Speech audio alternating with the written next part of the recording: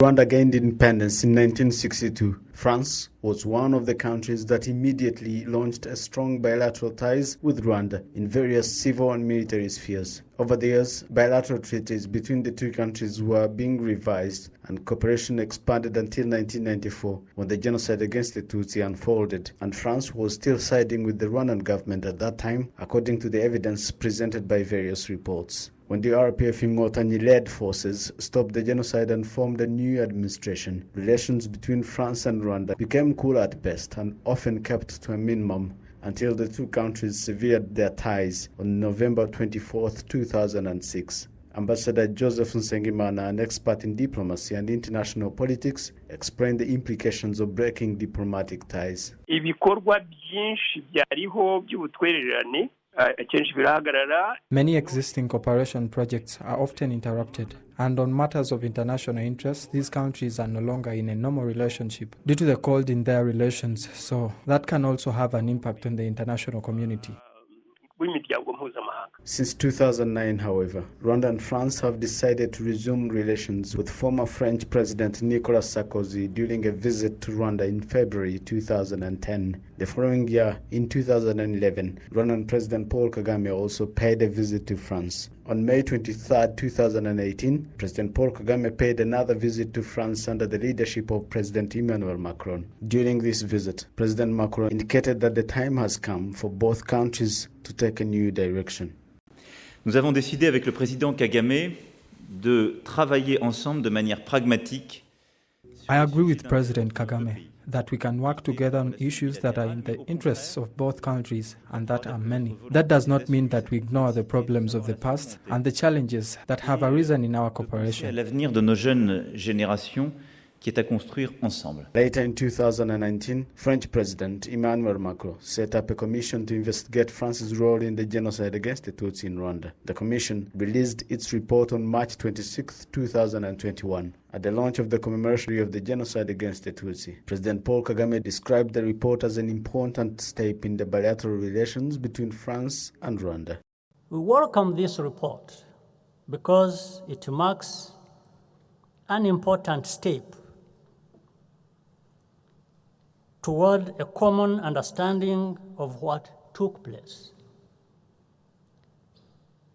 It also marks the change. It shows the desire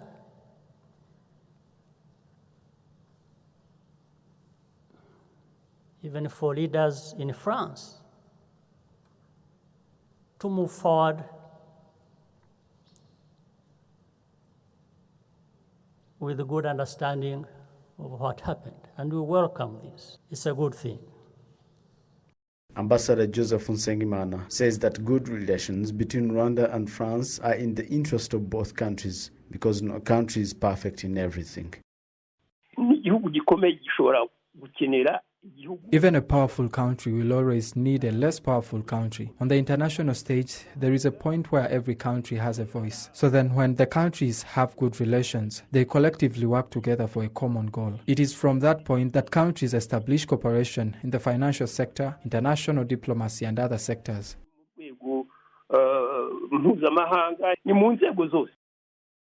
The new ties between France and Rwanda have led to development projects between the two countries, including a financing agreement worth 46 billion Rwandan francs signed on June 30, 2020 to help Rwanda cope with the effects of COVID-19 pandemic, as explained by the Minister of Finance and Economic Planning, Uzziel Ndagijimana.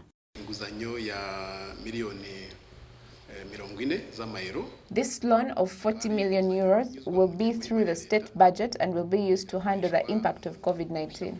It's a big project that will help vulnerable people that have been affected by the pandemic, and it will increase agricultural productivity. It will also support education projects and supporting people in the private sector that were affected.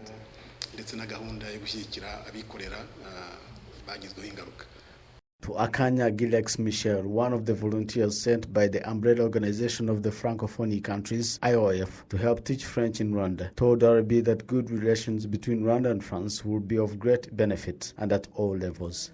La France, par exemple, regorge d'assez grandes sociétés qui sont prêtes à investir un peu partout dans le monde. France has big companies that are always ready to invest all over the world. So it is understandable that good relations can attract European French companies to invest in Rwanda and accelerate development in many fields. For example, there are large hotel companies like Novotel, Ibis, and other investors who may come to work here, especially that Rwanda is a very tourist-friendly country.